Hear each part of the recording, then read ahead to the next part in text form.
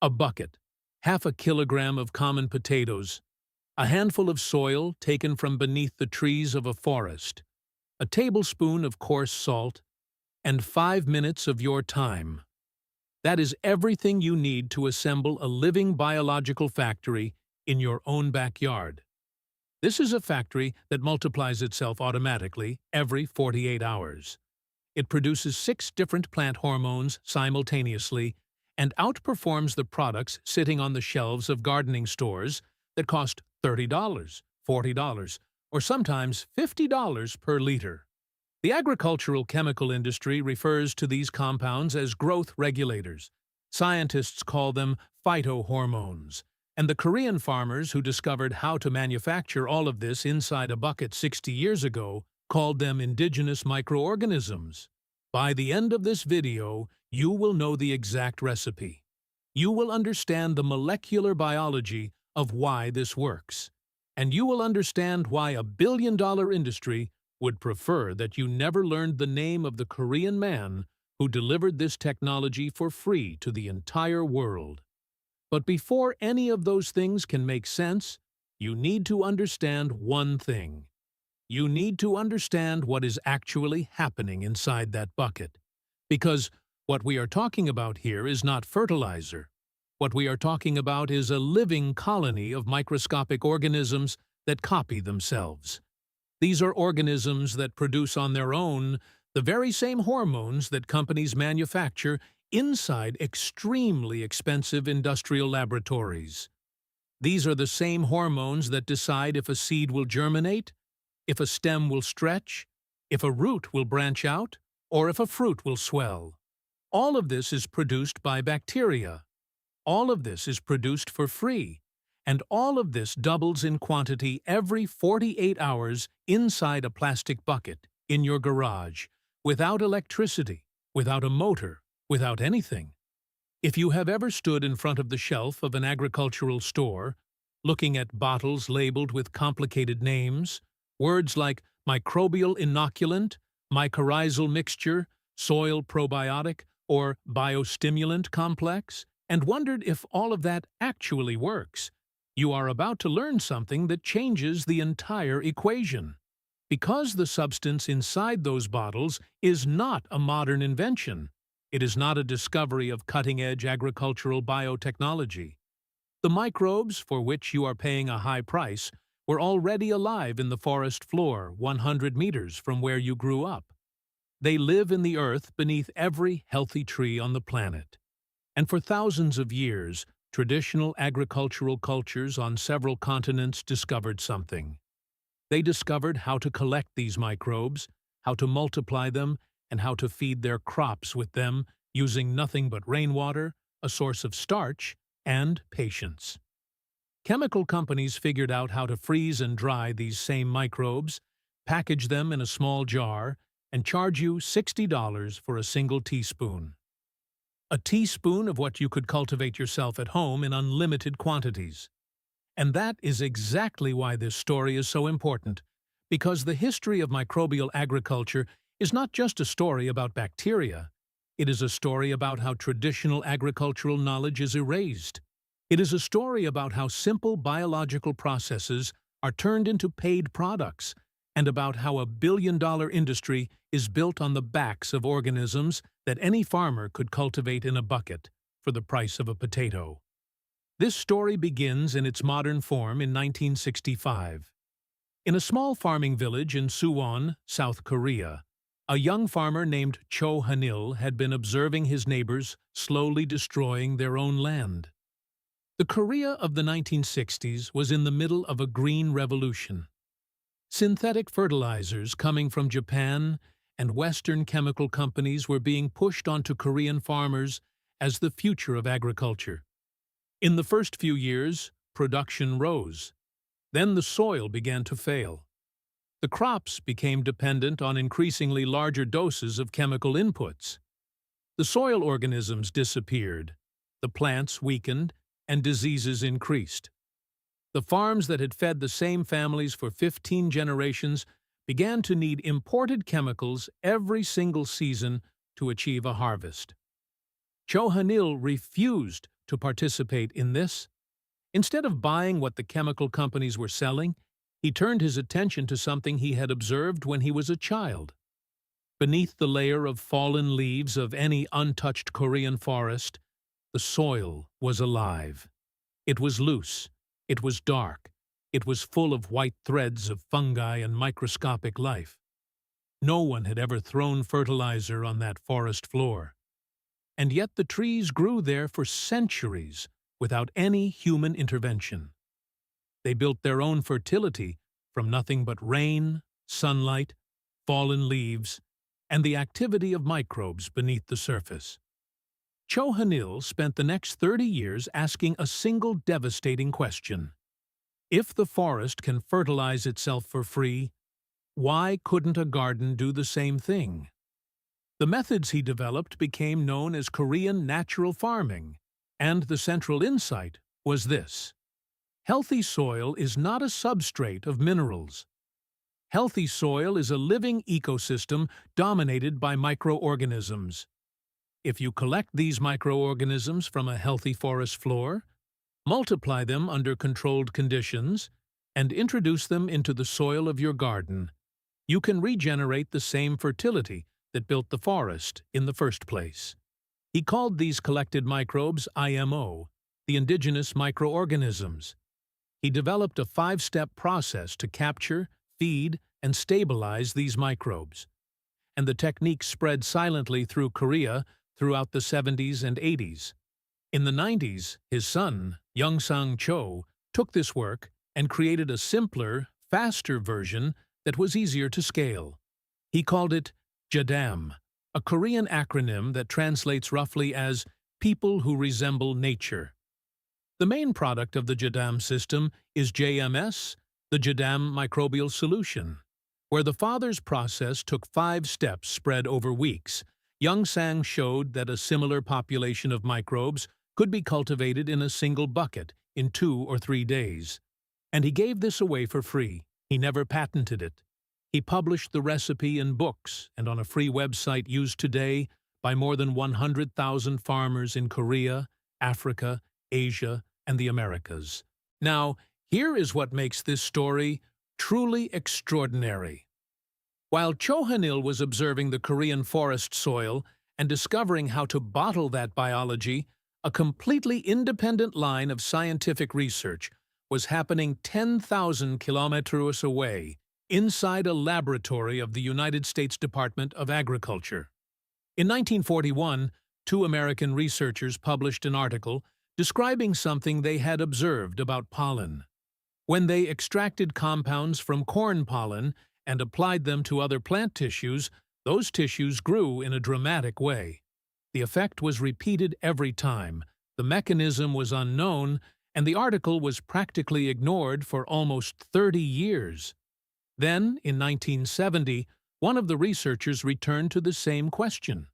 This time, his team extracted oily compounds from rapeseed pollen and applied them to bean seedlings. The growth response was not subtle. The stems elongated rapidly.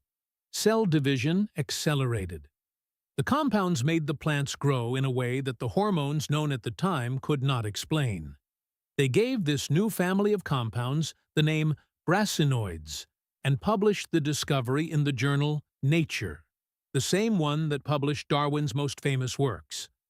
In 1979, after processing more than 200 kilo of pollen just to extract 4 milliliters of pure compound, the American team finally managed to crystallize the most active member of that family. They gave it the name brasinolide, and the analysis of the structure revealed something impressive. Brasinolide was a steroid, a real, literal steroid molecule structurally similar to the steroid hormones that exist in the bodies of animals. Plants had their own steroid hormones. They always had, and no one in plant science had noticed in 200 years of research. Brasinosteroids came to be recognized as the 6th class of plant hormones. Today, it is known that they control cell elongation, cell division, photosynthesis, the development of plant vessels, seed germination, fruit production, and resistance to practically every type of stress. They are active in concentrations of parts per billion and are produced naturally in every plant on the planet, in pollen, seeds, roots, and new growing tissue. And here is where the two stories collide. The microorganisms that Cho Hanil collected from the floor of Korean forests, the same ones that multiply inside a bucket of Jadam solution every 48 hours, are not simple generic decomposing organisms. A huge body of peer-reviewed scientific research, published in top journals, has documented exactly what these microbes do. They produce hormones, specific genera of bacteria that dominate forest soil and multiply inside the bucket, with names like Bacillus, Pseudomonas, Azospirillum, among others, have been confirmed manufacturing plant phytohormones as part of their normal metabolism. A 2024 scientific review details this chemistry. These bacteria produce indole acetic acid, the main auxin, which controls root growth. They produce cytokinins, the hormones responsible for cell division and the multiplication of shoots. They produce gibberellins, the hormones that control stem elongation and germination. They produce an enzyme that breaks down ethylene and protects plants from stress. And here is the part that almost no one outside of specialized microbiology has ever heard. Some of these soil bacteria also produce compounds with activity similar to brasinosteroids. This is the same family of plant steroids that American scientists spent 40 years trying to identify. The microbes were producing these compounds all this time. They had been doing this on every healthy forest floor on the planet for hundreds of millions of years, before any scientist gave a name to a single molecule. Let me explain what this means in practice. When you prepare the microbial solution in a bucket, you are actually building a bioreactor, a living biological reactor. You provide a source of starch, which is the potato. You provide a source of minerals and a stabilizer, which is the salt. You provide a population of mixed microorganisms, which is the forest soil. And you provide water and a closed environment, which is the bucket. In the first 24 hours, the bacteria that like oxygen, mainly those of the bacillus type, begin to multiply explosively. In 48 hours, the population has already doubled at least once, often several times, depending on the temperature. By 72 hours, the culture shifts to a more closed state, where lactic acid bacteria and other fermentation organisms begin to dominate. The potato starch is converted into simple sugars. The sugars feed the bacteria. The bacteria produce organic acids that dissolve the minerals in the salt. And throughout this entire cascade, these bacteria manufacture phytohormones at a speed hundreds of times what they would produce sitting in ordinary soil. When you pour the liquid that remains from this into your garden, you are not just adding water. You are adding a hormonal cocktail. A cocktail that includes auxins, cytokinins, gibberellins, brasinosteroid-like compounds, vitamins, organic acids, and a population of living beneficial microbes that immediately begin to colonize your soil and continue producing hormones there in the earth for weeks afterward. There is no commercial product on the planet that delivers all these compounds at the same time, in this concentration, in a living and biologically active form. And the reason such a product does not exist is not scientific. It is structural. A living bacterial culture cannot be bottled and transported without constant refrigeration, special packaging, and a very short expiration date. The same chemistry that makes this solution so powerful is the same chemistry that makes it impossible to turn into a shelf product. Now, you might be wondering if any of this has been truly tested, if anyone has ever compared this homemade bucket preparation with the alternatives bought in the store. The answer is yes, and the results matter. Research published in several agricultural scientific journals has repeatedly shown that microbial preparations with a diverse population of beneficial bacteria outperform commercial inoculants of a single isolated strain. A study with a common soil bacterium showed that the compounds it releases significantly increase tomato plant mass, photosynthesis, and the plant's own levels of gibberellin, auxin, and cytokinin compared to plants with no treatment at all. Another test with a different bacterium documented an increase in root architecture, more chlorophyll in the leaf, and more production in tomato and potato plantings. The body of research on these plant growth-promoting bacteria already exceeds 10,000 peer-reviewed scientific articles. The science of plant hormones produced by microbes is not marginal. It is mainstream microbiology, accepted and consolidated. What is treated as heresy is the suggestion that a farmer can grow this same community of microbes at home for the price of a bucket and a potato. And this suggestion is seen as heresy, not because science contradicts it. Science fully supports it. The suggestion is heresy because it threatens the commercial model. Here is the question the industry hopes you don't ask. If native microorganisms can be grown at home, if the preparation that comes from it provenly produces the same hormones that products sell, and if the entire process costs less than $2 per bucket and produces enough material to fertilize an entire garden, why is the global biofertilizer market worth more than $3 billion? And why is it growing at 14% per year? The answer boils down to three factors that add up. First, standardization and shelf life. A commercial inoculant sold by a large company delivers a specific strain with a first and last name in an exact concentration, measured and approved by regulatory bodies.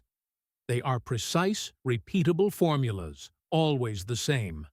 A bucket of homemade solution contains a wild mixed population that is always changing.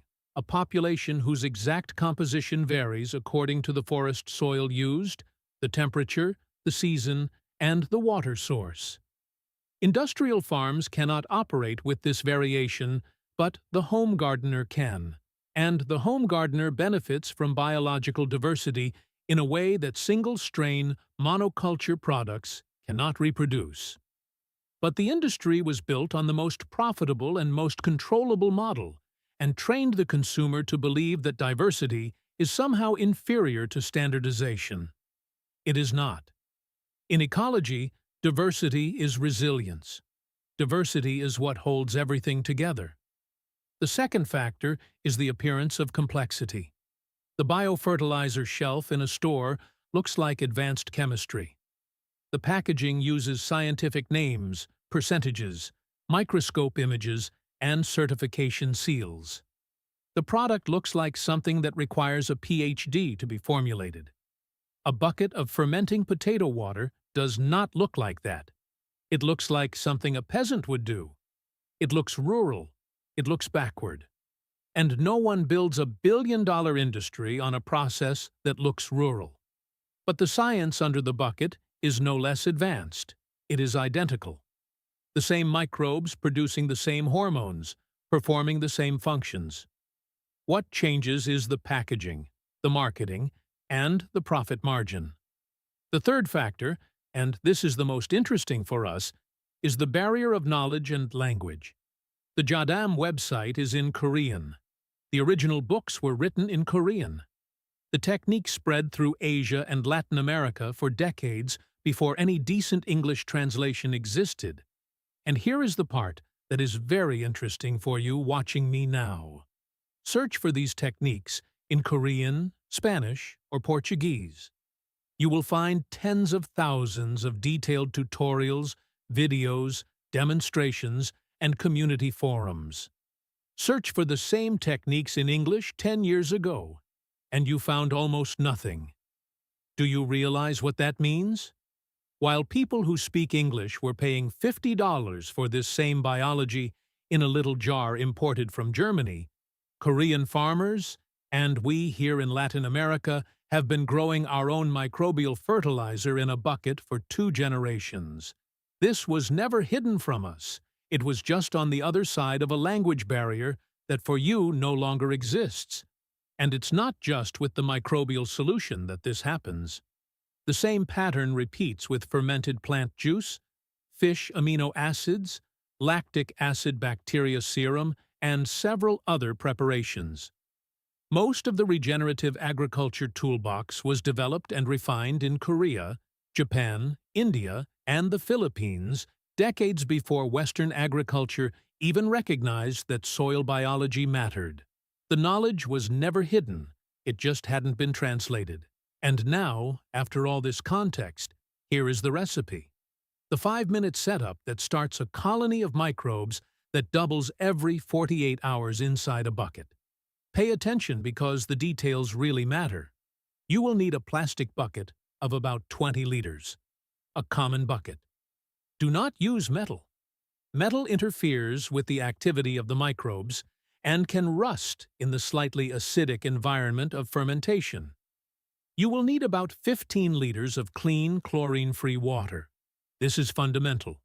Tap water with chlorine will kill the bacteria before they even establish themselves. If you only have chlorinated water, leave it in an open container in the sun for 24 hours. This makes the chlorine evaporate. Rainwater is the best of all. Well, water works. Filtered water works. You will need half a kilo of common potatoes, about 2 or 3 medium potatoes. Wash them, but do not peel them. Cut them into pieces and boil them in about 2 liters of water for 20 to 30 minutes until they are soft enough to mash easily with a fork. The potato starch is the fuel the microbes will use to multiply. The cooking water becomes a starch-rich broth that you will pour into the bucket along with the potatoes. You will need about 2 tablespoons of coarse salt or unrefined sea salt. It is not fine table salt, it is not salt with iodine. It is coarse salt or rock salt, the kind that still has its minerals. The salt provides minerals, regulates osmotic pressure, and favors the growth of good microbes over bad ones at this concentration. And you will need 1 to 2 cups of forest soil. This is the critical inoculant. It is the heart of everything. Go into the nearest untouched native forest. Push aside the layer of fallen leaves from the top and dig 5 to 10 centimeters down into that dark, fluffy soil full of fungi. That soil contains the entire microbial community that you are about to multiply. If you cannot find forest soil, use the richest and oldest compost you have or worm castings from an established compost bin. The assembly is the 5-minute part. Take a pair of clean socks, the high-top kind, or a piece of cheesecloth-type fabric. Put the cooked potatoes inside a sock or a cloth bundle and tie it. Put the forest soil inside another. Hang the 2 bundles inside the bucket so that they are submerged in the 15 liters of chlorine-free water. Throw in the coarse salt, stir everything, and place the bucket somewhere in the shade. The ideal temperature is between 15 and 29 degrees Celsius. Cover loosely with a lid or a cloth to keep insects away and reduce evaporation. But do not seal it airtight. The fermentation will produce gas, and that's it. 5 minutes of actual work. Now biology takes over. In the first 12 hours, the bacterial population already begins to multiply. In 24 hours, you will see a foam forming on the surface.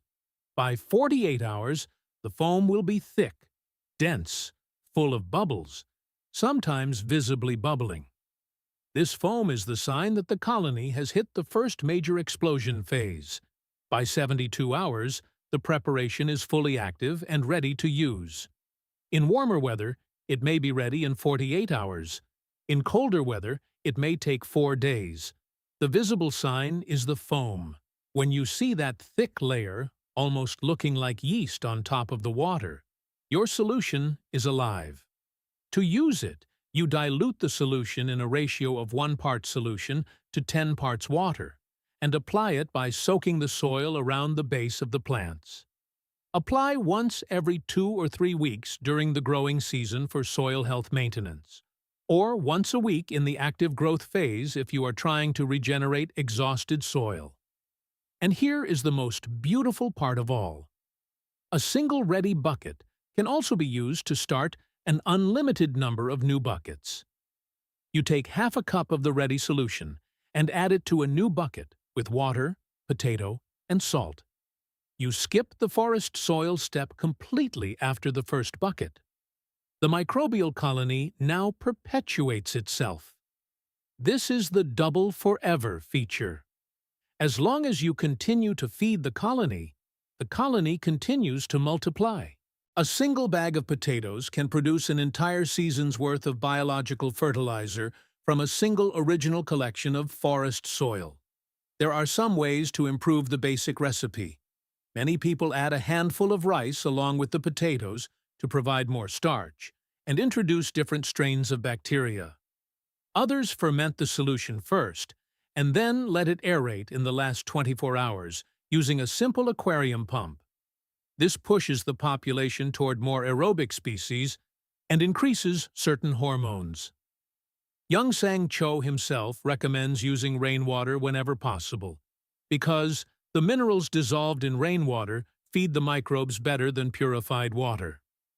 Some people in tropical climates add a tablespoon of brown sugar or molasses to speed up the initial explosion, but this is optional and not part of the original Jadam recipe, and the applications go far beyond the home garden. In Korean commercial orchards, the microbial solution is used both by soaking the soil and sprayed on the leaves of apple, pear, peach, and grape trees. In rice fields in the Philippines, similar preparations are thrown directly into the standing water. In vineyards in Argentina and Chile, inoculants in the Jadam tradition have been used to propagate vines and rebuild the soil after years of conventional chemical agriculture. In Tanzania, small farmers use preparations derived from these microbes on cassava and corn as a complete substitute for synthetic nitrogen fertilizer. And in urban gardens in several cities around the world, people who do this as a hobby keep 2 or 3 buckets running all the time during the season, treating every pot plant, every bed, and every fruit tree on the property. And the transformation reported by those who have done this for a long time is always similar. The soil becomes darker, looser, fluffier. Compacted clay turns into workable earth within a single season. Sandy soil holds water better. Plants resist diseases more. Production increases, sometimes dramatically. Pest pressure decreases. And most impressive of all, the gardens become less dependent on inputs over time. The microbes establish themselves, reproduce in the soil itself, and continue working without needing constant application.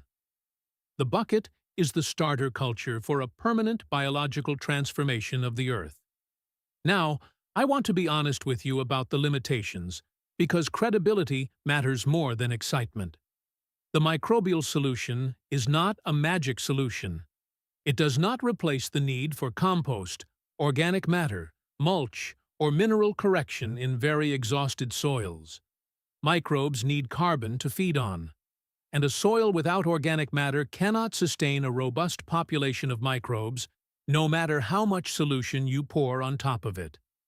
The preparation is also sensitive to temperature. Below 15 degrees, fermentation slows down significantly. In freezing temperatures, the culture dies. The storage time of the ready solution is also short, normally 2 to 3 weeks at room temperature, before the population shifts to putrefaction and the preparation develops a bad smell. You make it, you use it, you make more. There is no shelf life because there is no shelf. Some plants, especially very young seedlings less than 2 weeks old, can be damaged by the pure solution because of the acidity and the microbial load. Always dilute. Always start with a lower concentration in a new application and observe the plant's response before increasing. And finally, the variation that makes the solution so biologically powerful is also its commercial weakness. Two buckets made by two different people from two different forests will not be molecularly identical. Both will work. They just won't be the same product. For the home garden, this variation is totally irrelevant. An important safety observation: coarse salt is essential for the recipe, but it must be used in the right proportion. Too much salt kills the microbes and damages your soil if applied repeatedly in high concentration. Stick to the proportions. Always dilute in a 1:10 ratio before applying. Never use table salt with iodine. Never use salt substitutes. And never pour the pure solution undiluted directly onto the plants. And if you have any concern about bad bacteria in your starting material, especially if you are using compost instead of forest soil, let the fermentation complete the full 72 hours. The acidic environment that forms during fermentation suppresses most bad organisms, but do not cut this time short. The market numbers complete the picture. The global biofertilizer market reached about $3.7 billion in 2024 and is expected to pass $8 billion by 2030, growing at 14% per year. The segment of hormone-producing bacteria, exactly the category we have been discussing, accounts for more than 40% of this market. The margins on frozen and dried bacteria are absurd. A jar of standardized bacteria sold for $25 at retail represents cents in actual production cost. All the rest of the price pays for packaging, marketing, regulation, distribution, and profit. Meanwhile, a 20-liter bucket of microbial solution produces 150 liters of diluted spray for less than $2 in material, with microbes that include not just one strain, but dozens, working together in synergy in a way that single-strain commercial products cannot reproduce. And it's not the only example. The same pattern appears everywhere in modern agricultural inputs. Mycorrhizal fungi, which occur for free in the soil of any healthy forest, are sold in packets. Cultures of beneficial fungi that grow on rotting wood in any forest are extracted, frozen, dried, and bottled. Compost teas that anyone can prepare in a bucket are sold as proprietary blends. The entire commercial model relies on a single idea: convincing the consumer that biology is too complex for them to produce alone. And this model has begun to crack. As Korean natural farming, the Jadam system, and permaculture movements have spread across continents in the last decade, the cracks are increasing. Knowledge is finally crossing language barriers. Cho Han-il died in 2021. After spending 6 decades teaching farmers in more than 30 countries to manufacture their own inputs, he never patented a single technique. He never accepted royalty payments. He published everything. His son continues this work today through the Jadam organization, which functions as a non-profit educational network rather than a company. The recipes are free, the lectures are free, the videos are free, and have been translated into English, Spanish, Portuguese, French, and a growing number of other languages. Knowledge is being released into the world on purpose, against the gravitational force of the commercial system, which would prefer to keep all of this locked behind a brand name package. Here is what the biofertilizer industry never wanted you to understand. The most powerful soil conditioner on the planet is not locked behind a patent or a brand name. It is reproducing right now, at this moment, on every healthy forest floor, on every continent. It can be collected with a shovel. It can be multiplied in a bucket. It can be applied for free. Cho Han-il saw this in 1965. American researchers identified some of the molecular results in 1970. Microbiologists have spent the last 50 years documenting exactly which bacteria produce which hormones and in what concentration. The science is complete. The biology is resolved. The barrier between you and a thriving, regenerating garden full of microbial life is a single trip to a forest, a stop to buy a bag of potatoes, and 5 minutes with a bucket. The forest floor knows. Chohanil knew. Researchers confirmed the chemistry. The scientific literature is consolidated. Now you know too. If this story changed the way you look at the earth beneath your feet, subscribe to the channel and leave a like on this video. We are dedicated to unearthing the biological history and natural secrets that the industry has tried to keep hidden. Let's sow a better future together, and our next dive into the Earth's treasures will be opened very soon.